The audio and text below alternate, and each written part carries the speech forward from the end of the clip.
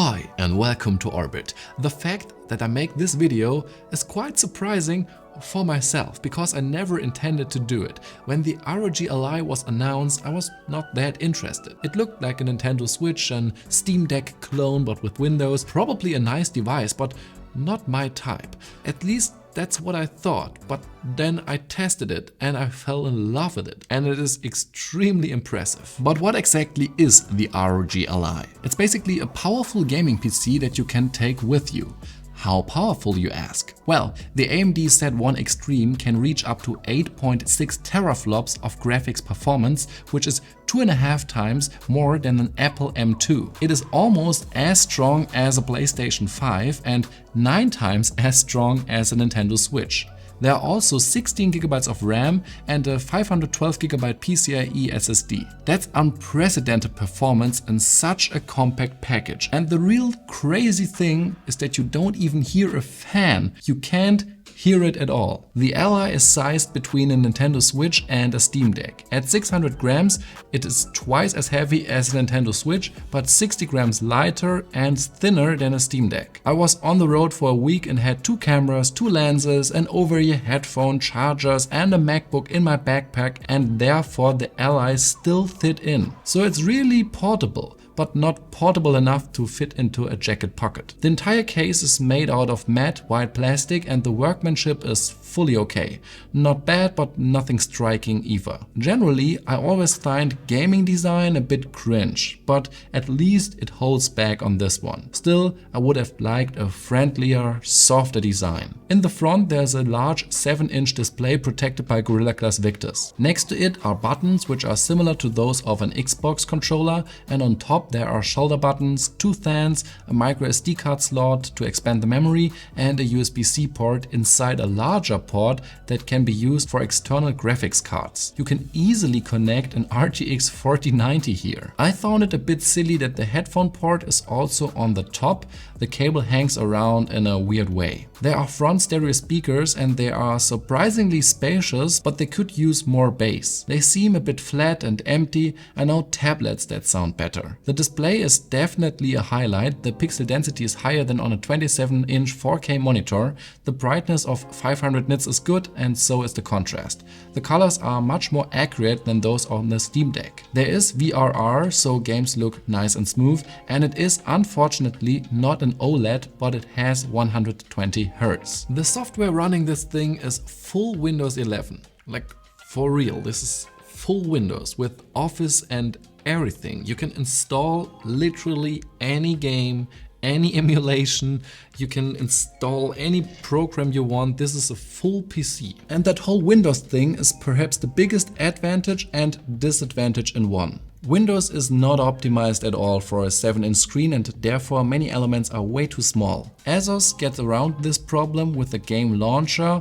where the Ally starts in automatically. There, everything is like you would expect. It's easy to use with the touchscreen and the joysticks. Nonetheless, Windows still had some nasty surprises for me, so we'll talk about them in detail in a moment. But 99% of the time you won't see the software because you are inside a game. Okay, let's talk about games. There are plenty of games, pretty much all of them. You can play all of the Xbox Game Pass titles, so over 400 titles for 10 euros a month, or you could play the whole Steam library or all emulation stuff, even the PlayStation games that have been ported to PC, so Uncharted or The Last of Us. In my experience, the games that work the best are the ones you can play with a gamepad. Minecraft or a competitive shooter, they are not great, but anything that is third person or a racing game, it's awesome. I love the Batman Arkham games, and they ran perfectly on here. I also played Portal 2, Hitman, GTA and Death Stranding. I got so addicted that I took the opportunity to spend every single minute with the Ally I could. The graphics settings in all the games were at maximum, in full HD with more than 60 FPS. There's a kind of gaming mode on this button, and you can adjust some performance settings like HD or full HD or the refresh rate. I've been using the Ally for over a month now, and there have been plenty of updates and they improved the performance quite a bit.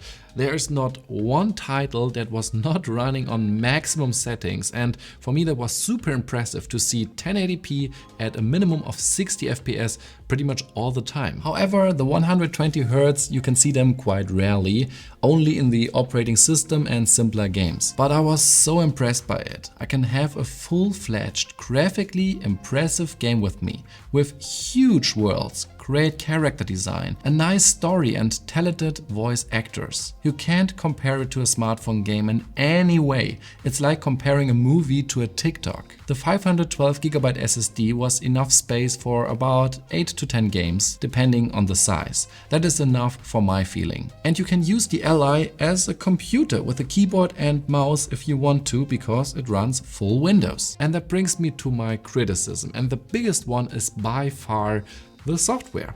Windows.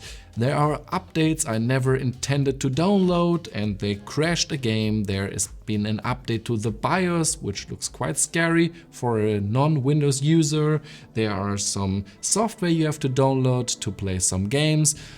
Well, the whole user experience is not as nice as on a Nintendo Switch or in Steam Deck. Also, the Steam Deck software is extremely well optimized, so games on the Ally run only 20 to 50% better, although the performance is actually 5 times higher. Especially in the lower energy settings, the gap between the two is close. If you use the Ally plugged in, on the other hand, it can have a lot more performance than just on battery life alone. And we have to talk about the battery life, and it is quite short, to be frankly.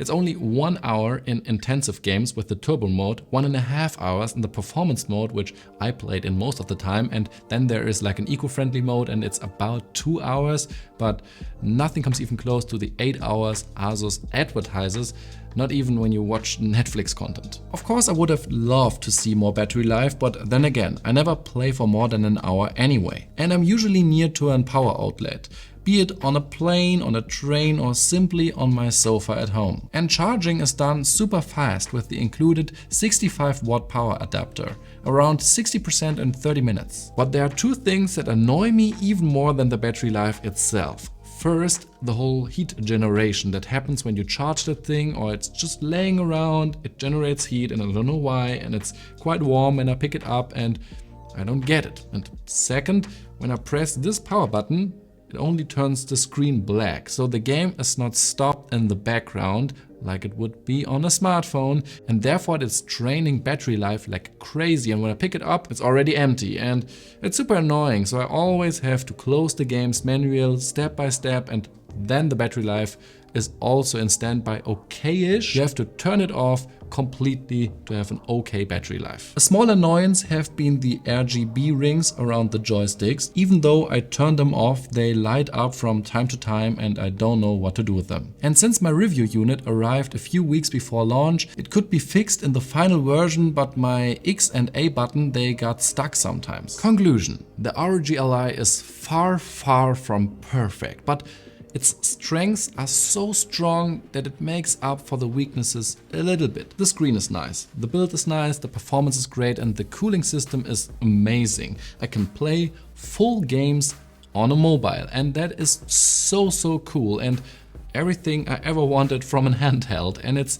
for me personally, the perfect device. I don't take gaming too serious, but serious enough that I want great graphics, and I get them in here. It's 800 euros here in Europe, and I think that's quite fair when you think about all the great hardware stuff that's going into building a device like this. It is more expensive than a Nintendo Switch or a Steam Deck, but Nintendo and Valve, they make money with games and Asus does not, so it makes sense that they have to be a little bit more expensive, but actually it's quite fair. And yeah, I can only recommend this device because it made me excited for waiting times at a doctor's appointment or for a flight, and it brought back the fun I had when I played all my favorite video games.